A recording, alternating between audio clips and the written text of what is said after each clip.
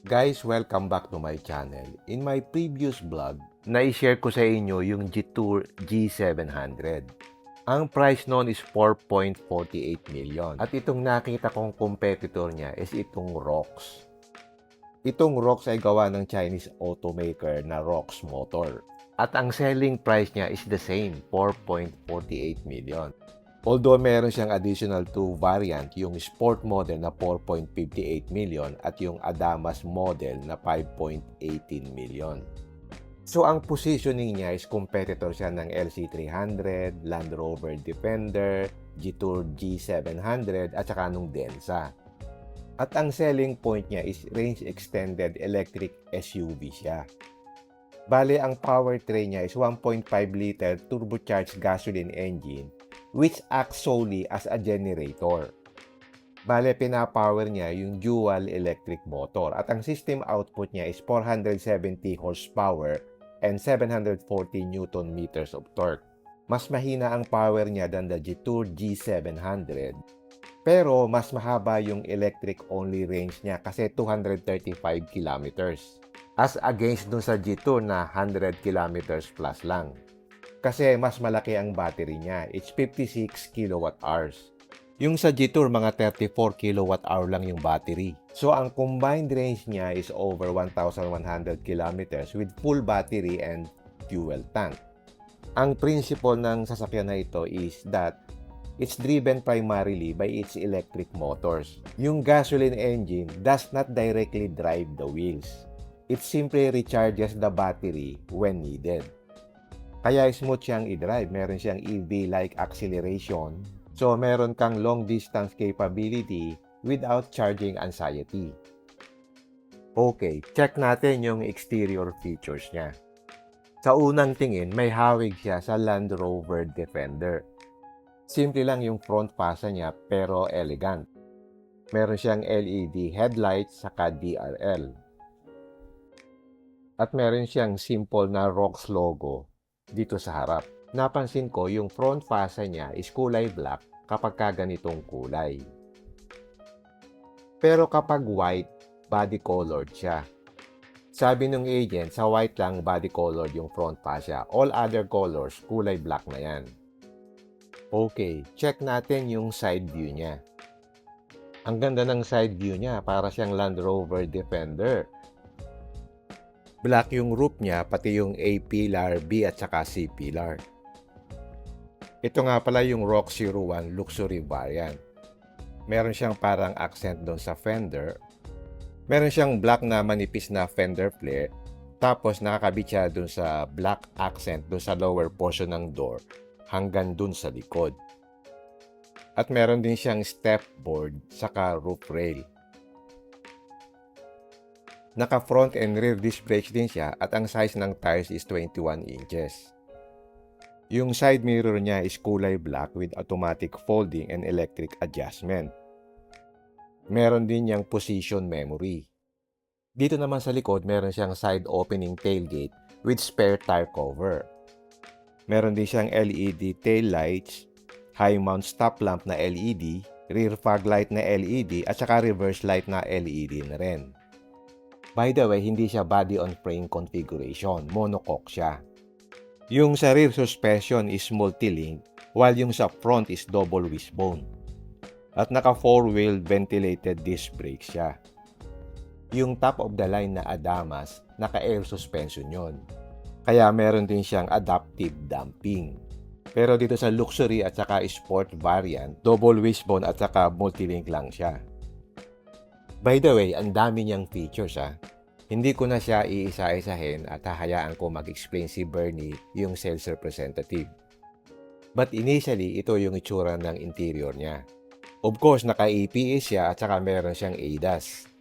Yung interior scheme niya is kulay orange. Of course, meron siyang 360-degree surround view camera, adaptive cruise control, lane centering control, lane change assist, saka yung rear cross traffic alert na kasama dun sa kanyang ADAS system. So meron kang speaker dito, yan, no? Dito. Yes, apo. Meron Tapos po meron tayo din dito. dito. Opo. Yan. Tapos dito, sir, meron po. Meron din dyan, no? Mhm. Meron Okay, po. 14 Tapos, speakers. yes, opo, total of 14 po siya. Tapos sa likod din po. Yes, Touch siya opo. ito. Soft Yung touch, no? pinakaano niya. At saka ano po siya, napa-leather Soft po touch. ito. Opo. Napa-leather. Opo. Magandang klase po ng leather. Yung gamit Mm. niya. And yung tires din po natin, sir, Ferrari tires po yun. Yun yung ginagamit po sa Ferrari na ano.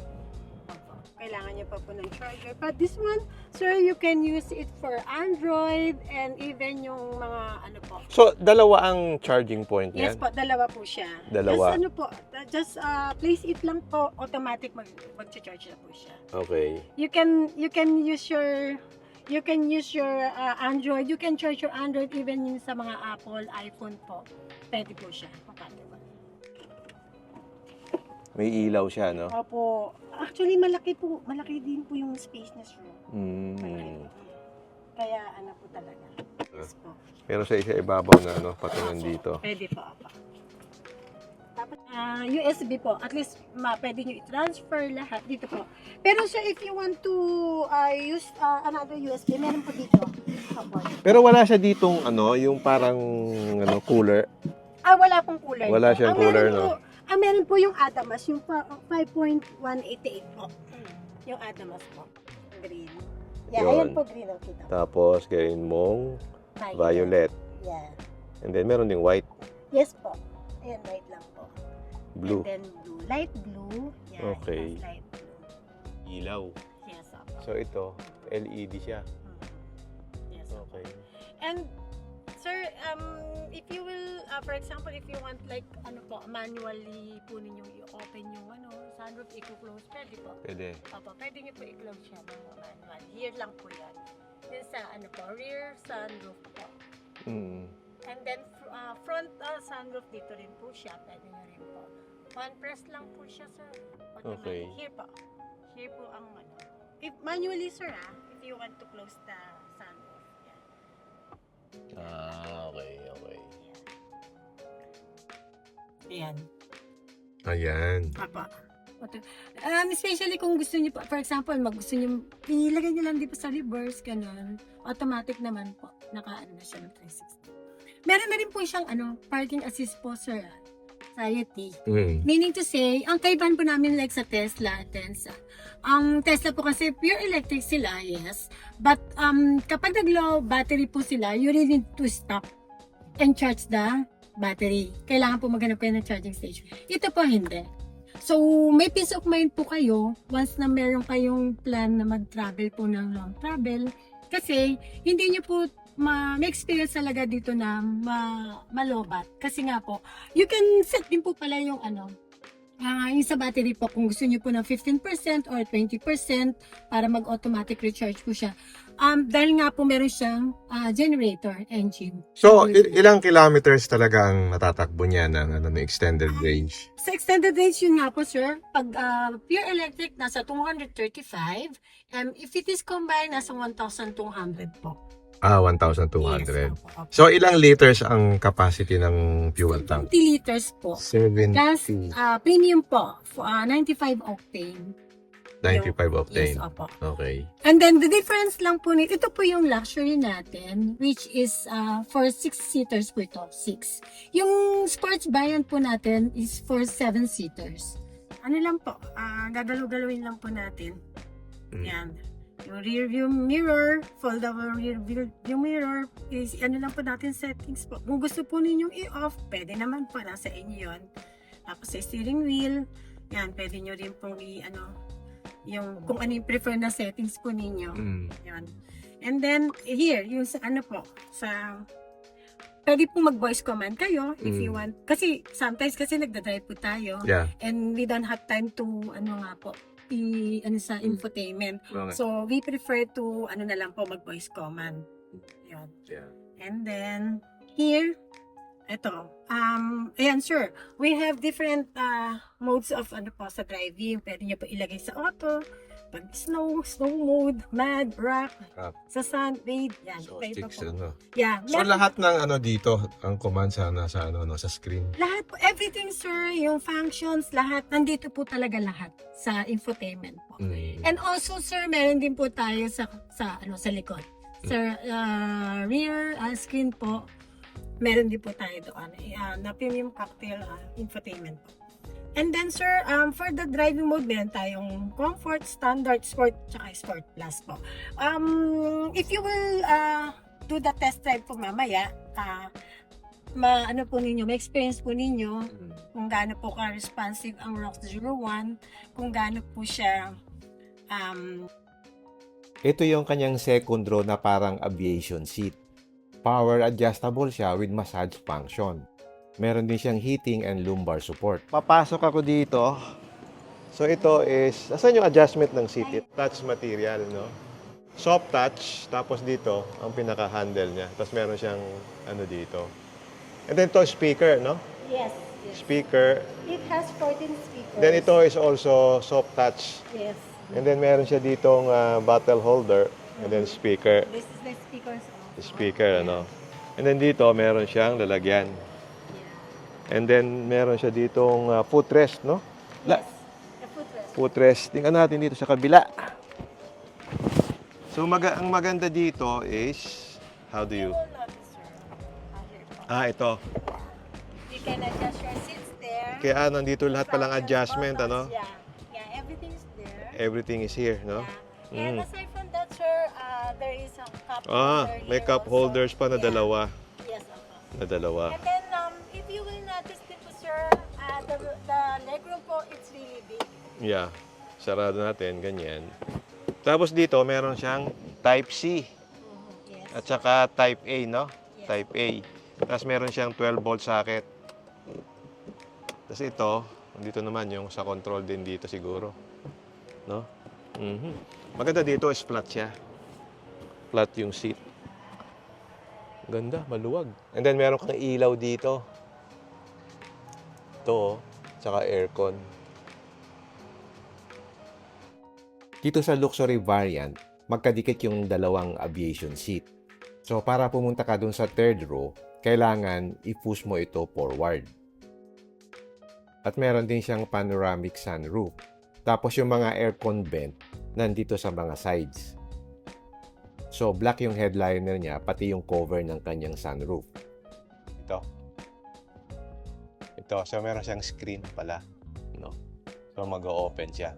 So meron kang screen dito. Okay, check naman natin yung third row seats. So, pag sa third row, yan. So, mas mababa siya, no? So, Sports variant to luxury. Oo. Turbo, medyo mas mataas. Mas mataas. No. Pero pag, para saan ba to? We can just press here. Okay. Yan. And then, sir, for example, gusto niyo mag-start na siya, pwede naman po. May stop siya, sir. Yan. Ano lang po. Yan. Automatic naman po siya. Tapos ito po pang stopper. Okay. So, it's too easy lang naman, sir. Everything is, Okay. comfortable to use naman. May headrest din niya sa likod. I suppose, tataas mo, no? Yeah, yes. This one. Yun, tataas mo yung headrest. Kasi pag walang headrest, Medyo mahirap po. And then, meron din po siyang 2 cup holders. 2 cup holders, no? Saka USB port din. Yes, yeah. It has USB port, sa left and right din po. Oo. Meron po siya. Yeah. Ito, nai-fix mo siya. Hindi ko. Yung iba kasi naano siya para hindi siya, halimbawa, para hindi siya gumalaw. I-adjust mo siya dito. And the tailgate po, sir, soft close na rin siya. Yeah, so close. Sige. So soft close siya. Ayun, so soft close siya. Okay. Alright. Ano po, pero meron siyang automatic adjustment, wala? Stop, sir. Hindi po. So kailangan ito, hihilahin mo siya. Magpantay, no? Tapos meron siyang dalawang ilaw. Speakers, no? Tapos ito yung tools siguro. Ito yung tools, no? Nasaan yung charger niya? Kasama yung charger pagka binili mo, di ba? Wall charger. Ito, 20 po. Pagka yung magka-camping ka, meron siyang B2L, no? Yung B2L na, ano, so 220 volts. Okay. Okay, check naman natin itong sport variant. Mas mahal siya ng 100,000 dun sa luxury variant. Black yung mugs niya at meron na siyang roof rack. Aside from the roof rack, meron din siyang kitchen tailgate. So, tamang-tama to kapag ka nakaka-camping ka. So, check natin yung sinasabi nilang kitchen tailgate dito sa sports variant. 220 volts din po. Naka-part dito. 220 volts. And sir, ito yung difference niya sa luxury. This one, it has tailgate kitchen. So, in the kitchen, May kitchen pa siya. advisable for if you love to go out Camping. for camping. Oo. Madalas meron kayo may mga outdoor activities. Oo. I suggest ito po yung ano nyo, kunin nyo po. Meron siyang table. Apo. Nani po ito sir natatakot dito. Here. Or Okay. kung gusto nyo sir magtrabaho din, pwede po. Ano na ito pupulot? Yeah. Pwede matanggal, ano? Apo. And then sir, I will show you this one. Ay, mas Ito, sir, malaki. yung mga accessories, yung mga sa panluto, mga gamit, Mm. and then, meron din po siya ditong cord. And then, meron din siya extra cable po, para po you can put water, hot water din po, at meron siya. Yan, pwede kayo mag-coffee. Oo nga, no? Ano po, yan. Kasi meron na siyang battery, di ba? So, dire-diretso na. You can bring 220 your volts. rice cooker din po or induction para kung gusto nyo po magluto. Oo. Ito sir, maglagay kayo ng garbage plastic lang naman siya sir. Lalagay nyo dito sa Oo. yun. Tapos pwede na kayo mag ano po. Okay. That's why it's good for ano po talaga. For Magkano ang difference ng price nito? only 100,000 sir. Dito ka na, di ba? Sa sports. Sa sports na kayo sir kung mahilig po kayo mag ano kayo po sir. Na-recommend po siya. Napa-flatten. Yung sa hindi sports variant, hindi siya napaplatin. Hindi po yung sa ano po, sa second row hindi po. Ah, Ito po, sir, you can bring your airbed po. Pwede po kayo maglagay ng airbed dyan. oo. Kung magka-camping ka, no? Kung magkakamping, gusto nyo matulog, mahirap. Oo. Yun yung kagandaan po, sir. Oo nga. So, itong sport variant, naka-captain seat. Hindi siya naka-aviation seat. Sir, isa lang, sir. Ito, wala. Oo, tapos pwede naman, sir, na ano, ibaba nyo rin dito. Ito, sir. Pwede naman. Pero dito po, sir, ang access going at the back po. Yeah. Yung luxury kasi, sir, dito. Once na pinrest nyo lang siya dito, Oo. automatic siya nagpo-forward po. And then dito po ang access going at the back. But here sa gitna po, sa middle po yung access. Okay. So, Ilan? sir, ito po pala. Kasi sir, di ba sa ano nyo, ang question nyo nga yung sa third rows, ito medyo mas mataas po yung third row. Ito, oo. If you will compare to luxury po, medyo mas mababa lang yung ano. Hindi ko lang siya maano dito. So, ganito yung interior ng sport variant. Ang pagkakaiba lang, yung sa second row seat, hindi siya naka-aviation seat. Bale, naka-captain seat siya, so pwede kang dumaan sa gitna. Yung sa luxury kasi, magkadikit yung aviation seat. So, para pumunta sa third row, imumove mo yung second row seat. So, itong sport variant, mas mahal ng 100,000 than the luxury variant. Ang additional accessory niya is meron na siyang roof rack, aside dun sa kitchen sa tailgate. At yung kanyang mags ay kulay black na. So now we will be doing a test drive. Yung driver nila ang magdadrive muna para ma-explain sa atin yung features, then tayo naman na magte-test drive. So ide-demo nila ngayon yung itong ROX na anong tawag doon? 01? ROX 01. ROX 01. Okay. Luxury edition, sir. Okay. Belt na kami. Opo. Hindi na po magwa-warning yung sasakyan. So pagka hindi naka-seatbelt, mag-chime mo. Opo, tumutunog po. Tumutunog. Okay. Sir, if you will notice, sir, ano po siya, keyless entry na, keyless ano na po siya, no push start button. So paano siya mag-start? Press the pedal lang? Ano po sir, pag in-unlock nyo na po yung sasakyan, naka-on na po siya. Okay. Naka-on na siya. Apo. automatic. So, yung ride is, So, for now, sir, nasa comfort mode po tayo ng driving mode. Oo.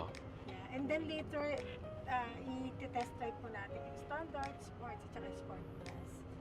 Bali sir, Okay. yung suspension settings po natin ngayon is naka-comfort. Comfort. Opo.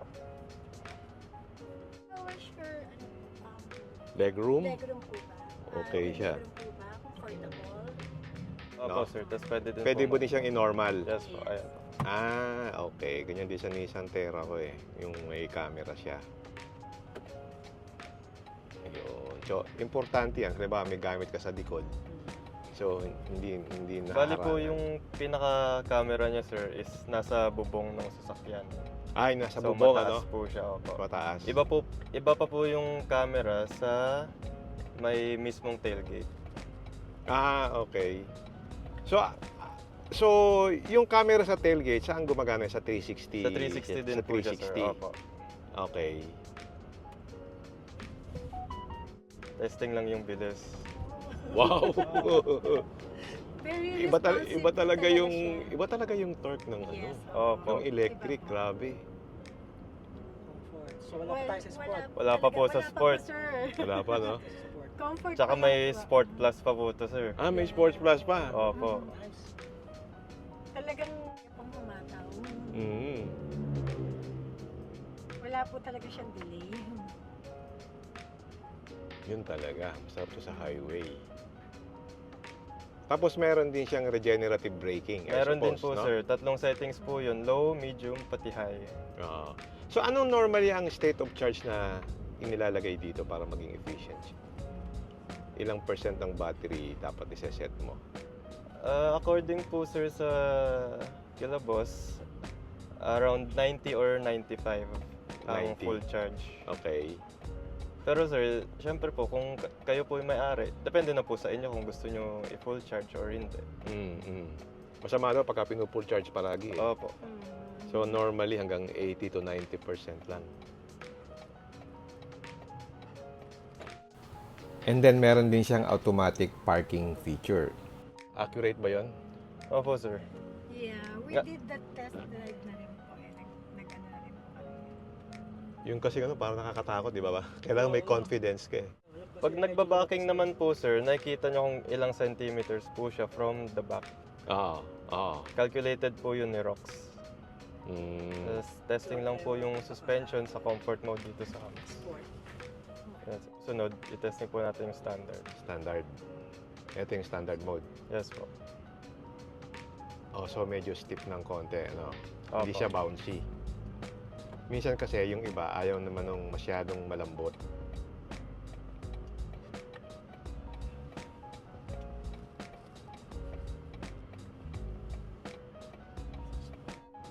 Sa steering assistance din po sir, tatlo din po yung settings.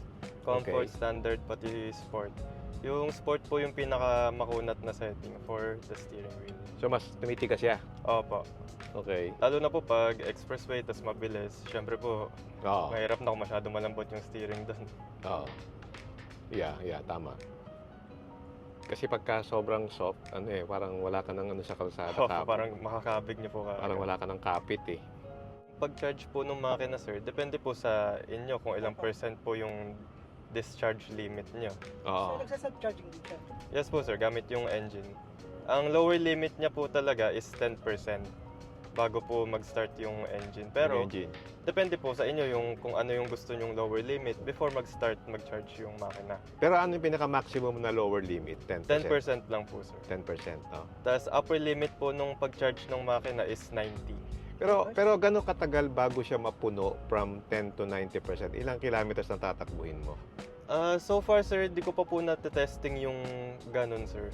Ang matatanong na lang po namin is yung mga clients po na Oo. everyday po nila nagagamit. Okay, tayo naman ang mag-test drive. Hold po siya sir. Okay.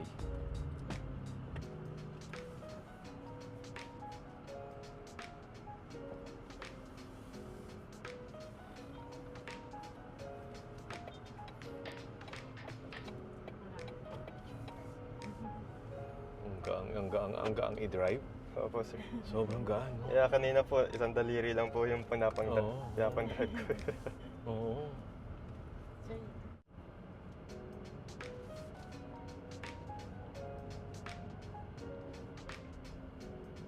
Ilang horsepower pala to?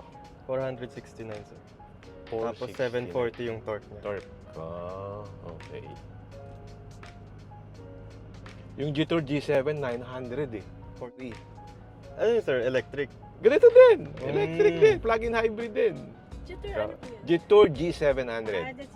Ang Yung ang SUV nila, sir. oh, ang price niya is 4.48 million. So, yan ang direct competitor nito. Opo. 200 kilometers na. 235 on a full charge. Okay. Tapos, combined with the engine, sir, 1,115. Mhm.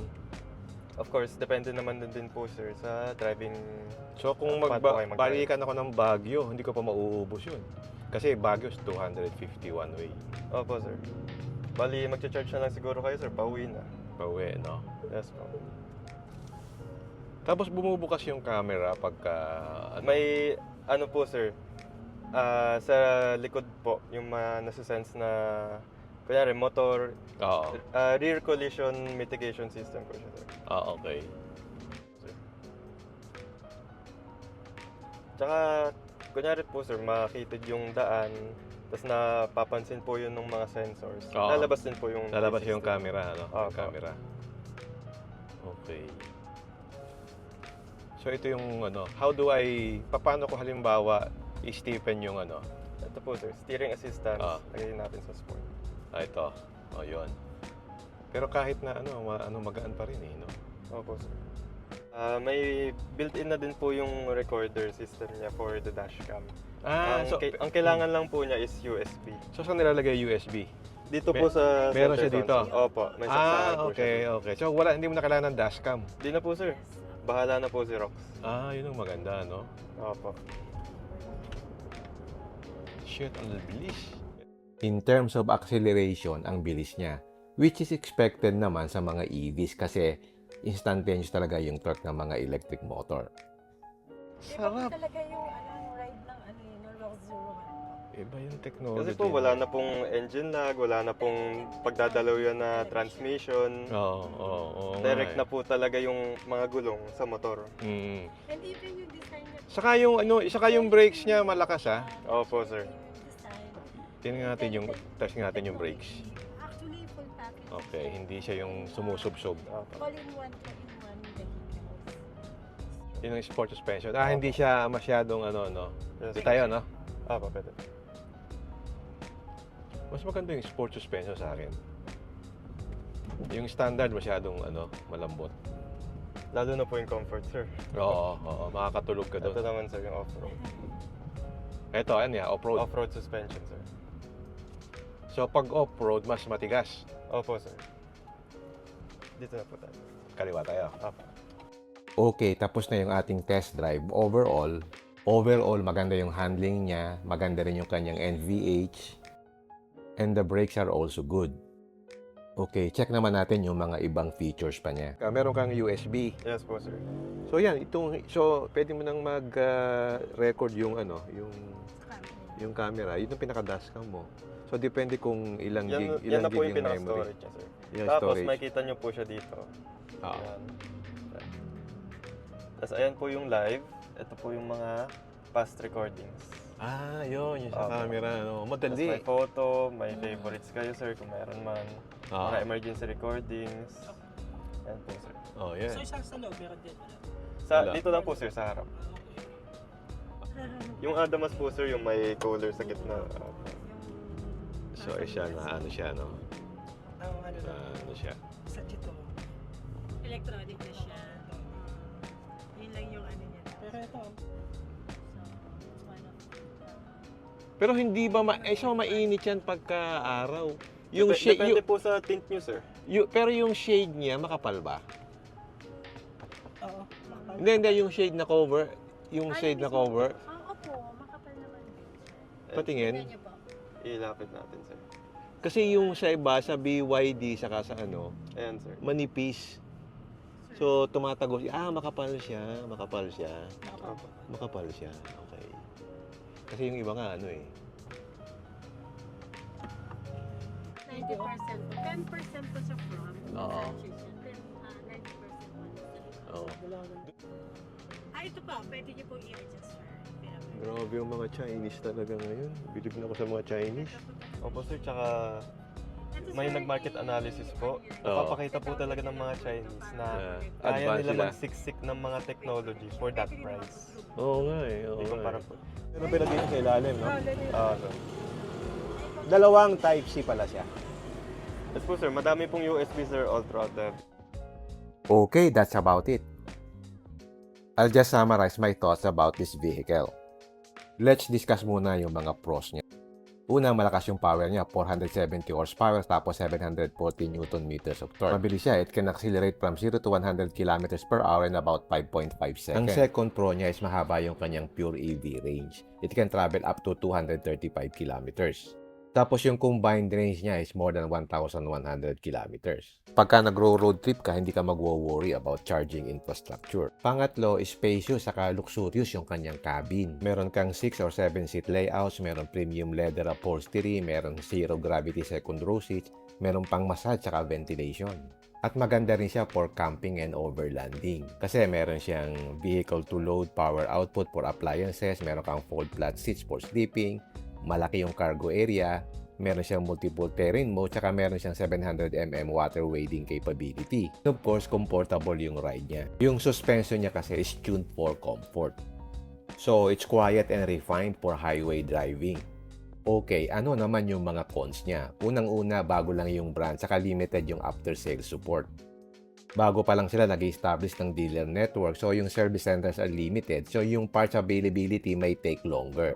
In addition, yung long-term resale value is still uncertain. Another con niya is probably yung kanyang selling price. Medyo mahal siya. Compared with well-established premium SUVs, yung mga buyers may hesitate to spend that much on a relatively new brand. Another con niya for me is hindi siya hardcore body-on-frame off-roader. Although meron siyang all-wheel drive, good ground clearance, saka yung impressive yung off-road electronics, naka-unibody platform siya rather than the traditional ladder frame. So for extreme off-roading, mas may advantage yung mga naka-ladder frame gaya ng LC300 o kaya yung Jetour G700. So yan ang mga pros and cons niya. In summary, maganda yung sasakyan. Nakaka-attract talaga yung kanyang physical features. Kahit na yung design niya hindi very original kasi yung exterior niya resembles a Defender. Marami pa ring buyers would appreciate yung familiar styling. Would I recommend it? It depends. You can buy this if you prioritize yung luxury and family comfort, or you like an EV-like driving experience without charging anxiety. Plus, if you enjoy overlanding and camping rather than rock crawling, okay na option ito. And lastly, if you appreciate yung advanced technology and premium interior, pwede mo siyang i-consider. Pero kung long-term reliability and resale value ang priority mo, tapos you want the reassurance of a large service network, and you are concerned about the risk of buying from a new automotive brand, then you may consider other alternatives. But for me, ang strong ng appeal niya. Kasi it challenges yung mga conventional premium SUVs dahil sa kanyang extended range powertrain. It is driven by electric motors while yung gasoline engine generates electricity when needed. So sa Philippine road conditions, you don't need to worry about finding a charger on long trips. You can simply refuel at a gas station and then continue driving. Kung daily use naman, if you can charge at home, you can do so many trips using mostly electricity and save fuel. So itong e-rev system niya, ang biggest advantages over conventional hybrids. Especially in areas where fast charging infrastructure is still developing. To me, ang direct competitor talaga niya is yung Jetour G700. Pareho lang sila ng pricing level. Depende na lang yan kung alin ang mas ma-appeal sa iyo. Okay, hanggang dito na lang. If you like this video, don't forget to like, share, and subscribe. Until next time, see you again in my next vlog. Bye!